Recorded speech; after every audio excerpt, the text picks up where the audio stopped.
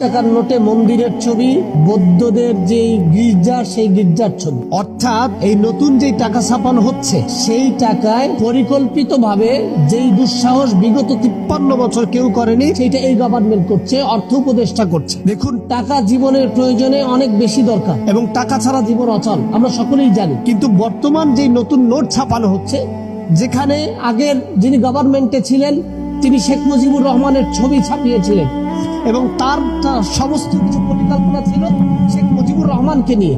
আর এখন যারা দায়িত্বে এসেছে তারা যেন নাস্তিক্যবাদ, অন্য ধর্মকে প্রমোট করবার জন্য পরিকল্পিতভাবে তারা টাকায় এক নতুন নাটক শুরু করেছে।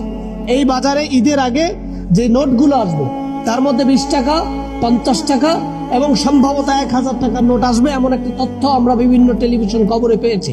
সেখানে আমরা জানতে পারলাম যে 20 টাকার নোটে শুধুমাত্র মন্দির এবং গির্জাকে দিয়ে দেওয়া হয়েছে, বৌদ্ধ ধর্মাবলম্বীদের ধর্মকে দিয়ে দেওয়া হয়েছে 20 টাকার নোটে, এবং 200 টাকার নোট, অর্থাৎ পরবর্তীতে ঈদের পরে আবার 200 টাকার নোট ছাপানো হবে। সেখানে দেওয়া হয়েছে মসজিদ, মন্দির, গির্জা, প্যাগোডা, এরকম করে প্রত্যেকটা ধর্মের একটা চিত্রশিল্পী সেখানে তুলে ধরা হয়েছে, যার ফলশ্রুতিতে আজকে পুরো বাংলাদেশ বিতর্কিত, মানুষগুলো চিন্তিত।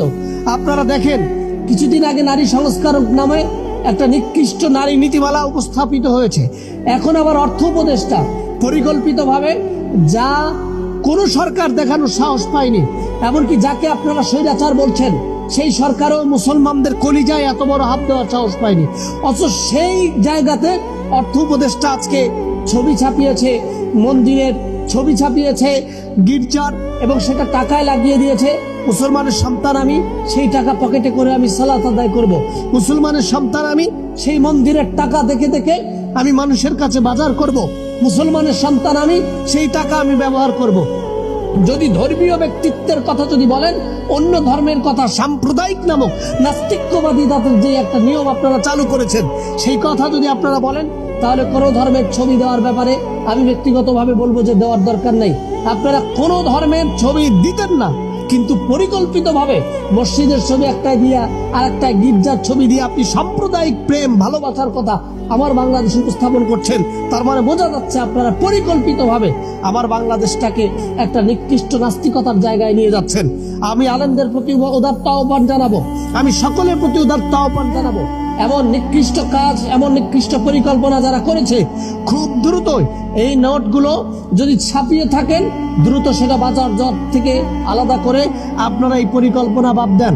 এমন পরিকল্পনা যদি আপনারা করেন, মনে রাখবেন আল্লাহ তাআলার আইনের বিরুদ্ধে গিয়া আজ পর্যন্ত কেউ বাঁচতে পারে নাই।